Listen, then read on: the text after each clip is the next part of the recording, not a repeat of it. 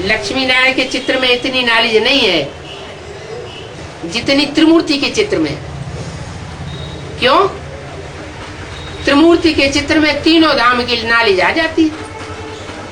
सुख धाम की भी नॉलेज है, दुख धाम की भी नॉलेज है और शांति धाम की भी नॉलेज। दुख धाम का चित्रण दिया गया है ब्रह्मा के रूप में, सुख धाम का चित्रण दिया गया है विष्णु के रूप में, और शांति धाम का चित्रण दिया गया है शांति देवा शिव शंकर भोलेनाथ के रूप में। तो त्रिमूर्ति गोला मुख्य है, इनमें बड़ी अच्छी अच्छी नॉलेज है। लक्ष्मी नारायण के चित्र में इतनी नॉलेज नहीं है जितनी त्रिमूर्ति गोले में। हाँ, इसमें भी ऊपर में त्रिमूर्ति दिया गया है। शिव बाबा ब्रह्मा द्वारा नर से नारायण बनाने की नॉलेज देते, सारे चक्र की नॉलेज इनके पास है। अब गवर्नमेंट समझती है कि प्रजा कम हो, बर्थ कंट्रोल करते रहते हैं, परंतु ये प्रजा तो कम नहीं होनी है। सन 47 से जब से ये गवर्नमेंट बनी है, ये प्रयास करती है कि जनसंख्या न बढ़े। बर्थ कंट्रोल करते ही रहते हैं, हॉस्पिटलों में करते रहते हैं, शिविर लगा के करते रहते हैं, लेकिन जनसंख्या बढ़ती जा रही है या घटती जा रही है? पहले इतनी जनसंख्या नहीं बढ़ती थी। जब अंग्रेज गवर्नमेंट का राज्य था और जब भारतीय गवर्नमेंट का राज्य आया तो जनसंख्या पहले थी 40 करोड़ सन 47 में, और अब हो गई 80, दुगनी, 2.5 गुनी से भी ऊपर, 100 करोड़ से ऊपर भारत की आबादी हो गई। तो नर चाहत कछु और है और होवत है कछु और। जो चाहते हैं वो नहीं होता है। ड्रामा बना बनाया है, मनुष्य के करने से स्वर्ग नहीं बन सकता। ये दुनिया जो इतनी फैल चुकी है, उस बड़ी दुनिया को नष्ट करने के लिए परमात्मा का प्लान ही सफल हो सकता है। और वो प्लान तो तभी बन चुका था जब गांधी जी ने आवाज लगाई थी, हे पतित पावन आओ। आवाज लगाने वालों को पता नहीं चला कि वो पतित पावन भारत में आ चुका। वो फैमिली प्लानिंग का शास्त्र जो गाया हुआ है गीता, जिससे महाभारत गृह युद्ध हुआ और सारे कौरव और यादव खलास हो गए। कितने बचे? कहते हैं 5 पांडव बचे, माने उंगलियों पर गिने जाने योग्य थोड़ी सी आत्माएं बचती है। वो फैमिली प्लानिंग का शास्त्र, गीता शास्त्र अब तैयार हो रहा है। वो हिंदू मुसलमान सिखों के जो शास्त्र हैं वो तो मनुष्य गुरुओं के बनाए हुए हैं। भारत में जो शास्त्र गीता शास्त्र है वो भी मनुष्यों का बनाया हुआ है। लेकिन उन शास्त्रों को कोई बैठ करके लिखता नहीं है, धर्मपिता नहीं लिखता है। धर्मपिता तो डायरेक्ट आकर के ज्ञान सुनाता है, जैसे इब्राहिम ने सुनाया, क्राइस्ट ने सुनाया। उन्होंने कोई बाइबल लिखी थोड़ी, गुरु ग्रंथ साहब कोई गुरु नानक ने थोड़ा ही लिखा, उन्होंने तो बैठ करके सुनाया। ऐसे ही भगवान भी जब इस सृष्टि पर आते हैं तो वो तो डायरेक्ट मुख से सुनाते हैं, वो बैठ करके लिखते नहीं हैं, न लिखी लिखाई गीता का एक्सप्लेन करते हैं। तो उन्होंने आकर के जो बोला, जो सच्चाई बोली, उस सच्चाई से सत्युग स्थापन होता है। अभी बाप कहते हैं मैं देता हूं तुम बच्चों को फैमिली प्लानिंग का शास्त्र गीता। शास्त्र माने शासन करने वाली, सबसे श्रेष्ठ से श्रेष्ठ ज्ञान मैं तुमको देता हूं, जिससे आसुरी दुनिया का विनाश होगा और दैवी दुनिया की स्थापना होगी। तो अभी दुनिया दुनियावी तरीके से कम नहीं होगी। ईश्वरीय ज्ञान के आधार पर ये दुनिया खलास होनी है। अभी तो कलयुग का अंत है, देख तो रहने के लिए लोगों को जगह ही नहीं है। कितना नुकसान होता रहता है तुम समझा सकते हो। इसी भारत में लक्ष्मी नारायण का राज्य था। जब लक्ष्मी नारायण का राज्य था तो प्रजा कितनी थोड़ी थी, और अभी लक्ष्मी नारायण का राज्य नहीं है। किसका राज्य है?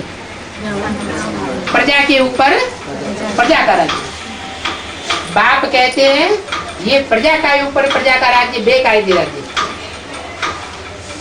इसे बेकायदे राज्य में कोई सुखी नहीं हो सकता। मैं आता हूं तो राजाओं का राज्य स्थापन करता हूं। इन राजाओं को राजा बनाने की कला और किसी के पास नहीं। मैं ही आकर के ऐसा ज्ञान देता हूं राजयोग का, जो राजयोग सीख करके तुम बच्चे राजा बनते हो और अनेक जन्मों के लिए राजा बनते हो। वो डॉक्टर बनते हैं एक जन्म के लिए, कितनी पढ़ाई पढ़ते हैं, वकालत पढ़ते हैं, इंजीनियर बनते हैं, कितनी मेहनत करते हैं, और पढ़ाई पढ़ने के बाद भी कोई पक्का नहीं है कि कोई इंजीनियर बन ही जाए, डॉक्टर बन ही जाए, वकील या जज बन ही जाए।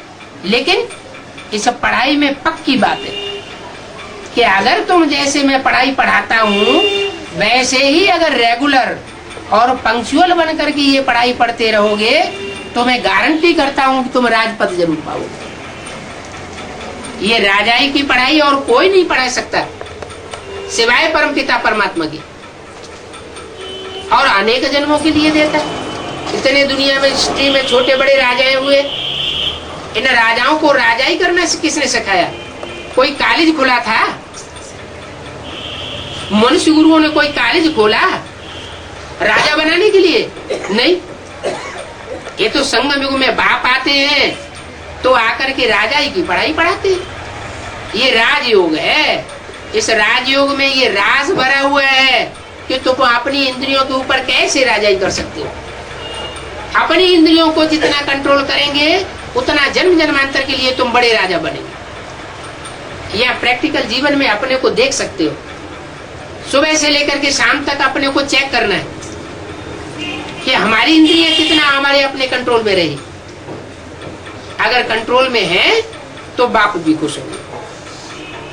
अभी तुम बच्चों को पुरुषार्थ करना है क्या? स्व की इंद्रियों को कंट्रोल करने का पुरुषार्थ करना है और दूसरों को कराना है और उनको समझाना है। लक्ष्मी नारायण के चित्र के नीचे राधा कृष्ण को दिखाया गया। क्यों दिखाया गया नीचे? राधा कृष्ण के चित्र को लक्ष्मी नारायण के ऊपर क्यों नहीं दिखाया गया है? हैं? राधा कृष्ण को लक्ष्मी नारायण के चित्र के नीचे इसलिए दिखाया गया है कि रचयिता हमेशा ऊपर होता है और रचना नीचे होती है। रचना कम पावर वाली होती है और रचयिता ज्यादा पावर वाला होता है। इसलिए लक्ष्मी नारायण को ऊपर दिखाया है और राधा कृष्ण को नीचे बच्चे के रूप में दिखाया गया। इतनी सी बात भी वो तथाकथित मुखवंशावली ब्राह्मण नहीं समझ सकते। उनकी बुद्धि में ये बात आती नहीं है क्या? वो उल्टा समझते हैं और समझाते हैं। वो समझाते हैं कि राधा कृष्ण जब बड़े हुए तो ये लक्ष्मी नारायण बन गए। अरे हमें बाबा ने लक्ष्य क्या दिया है? नर से नारायण बनने का लक्ष्य दिया है या नर से प्रिंस बनने का लक्ष्य दिया है? नर से नारायण बनने का लक्ष्य दिया है। राधा कृष्ण के रूप में मम्मा बाबा की आत्माएं जाकर के प्रिंस बनेंगी। पहले प्रिंस के रूप में जन्म लेंगी और बड़े होकर के फिर अपने माँ बाप का टाइटल अपने माँ बाप से लेंगी, शिव बाबा से नहीं लेंगी। और हम इसी नर जीवन में पुरुषार्थ करके अपनी इंद्रियों को कंट्रोल करके इसी जीवन में इसी विश्व में राजाई करने के हकदार बने। सारा विश्व हमारे कंट्रोल में होगा। ऐसे तो सारी दुनिया में एक भी मनुष्य ऐसा हिस्ट्री में नहीं हुआ जिसने सारी दुनिया के ऊपर राज्य किया हो। भले हिटलर, मुसोलिनी, नेपोलियन, इनका नाम गाया हुआ है कि ये बड़े महत्वाकांक्षी थे और उन्होंने आक्रमण करके कोशिश की कि सारी दुनिया को कंट्रोल कर लें, लेकिन बाहुबल के आधार पर कोई भी विश्व का मालिक नहीं बन सकता। ये तो परमात्मा बाप ही आकर के ऐसी पढ़ाई पढ़ाते हैं जिससे हम अहिंसा के आधार पर सारी दुनिया के ऊपर विश्व की बादशाही प्राप्त कर सकते हैं। हमें कोई भी हिंसा का आधार लेने की जरूरत नहीं है। मनसा हिंसा भी नहीं करनी है, वाचा से भी हिंसा नहीं करनी है और कर्मेंद्रियों से भी कोई प्रकार की हिंसा नहीं करनी है। तो अभी तुमको दैवी गुण धारण करने हैं, टाइम तो लगता है। एक तो ऐसी दुनिया का दिल से पूरा संन्यास करना है जो दुखदायी दुनिया है, रावण संप्रदाय की दुनिया है। रावण कहा जाता है रुलाने वाले को और राम कहा जाता है रमण कराने वाले को, खिलाने वाले को, सुख देने वाले को। तो हमें तो राम राज्य लाना है। राम राज्य लाने के लिए राम की पहचान जरूरी है, रावण की भी पहचान जरूरी है। कहीं ऐसा न हो कि हम रावण के पंजे में फंस जाएं। तो राम क्या है और रावण क्या है? रावण है अनेक प्रकार की मतें देने वाला और राम है एक तरह की मत देने वाला। कोई कोई दुकान ऐसी होती है तो उस पे लिखा होता है एकदम, और कोई कोई दुकानदार ऐसे होते हैं कि 10 बार चीज का दाम बदलेंगे। एक मुख से अभी एक दाम बोलेंगे, एक घड़ी दूसरी घड़ी दूसरा दाम बोल देंगे, तीसरी घड़ी में तीसरा दाम बोल देंगे। उनका दाम बदलता रहता है क्योंकि झूठे हैं। जो सच्चा होता है उसे बार बार बात बदलने की दरकार नहीं होती। कहते हैं ये तो दुमुहा है।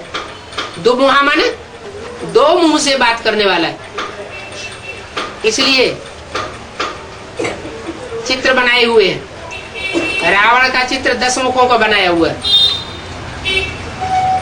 और ब्रह्मा का चित्र 5 मुखों का, 4 मुखों का बनाया हुआ है। और कार्तिकेय का मुख 6 मुख वाला बनाया हुआ। कहते हैं शंकर को 2 बच्चे थे।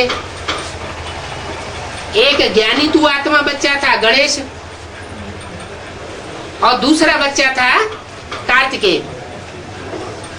कार्तिकेय को जो 6 मुख दिखाए गए हैं वो वास्तव में 6 बाद वाले जो धर्म आते हैं, विधर्मी और विदेशी, उन 6 मुखों की बातें करता है।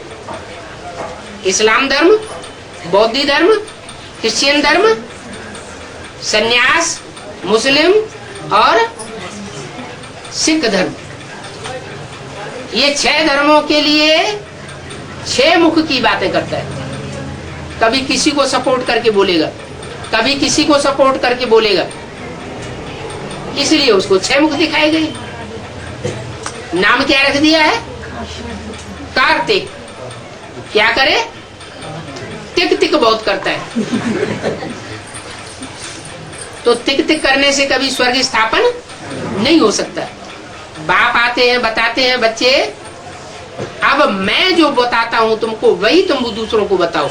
उसमें अपनी मनमत मिक्स करके सुनाने की बात नहीं है। मनमत से या मनुष्यों की मत से रावण राज्य बनता है और मेरी मत पर चलने से राम राज्य बनेगा। तुम खुद राम राज्य स्थापन नहीं करते हो, श्रीमत पर तुम राम राज्य स्थापन करते हो। तो ऐसी दुखदायी दुनिया का पूरा संन्यास करना है। बुद्धि भी कहती है कि अब ये पुरानी दुनिया है, तामसी दुनिया है, अभी हम अपने घर जाते हैं। हमारा बाबा आया हुआ है, सारा दिन बाबा याद पड़ना चाहिए।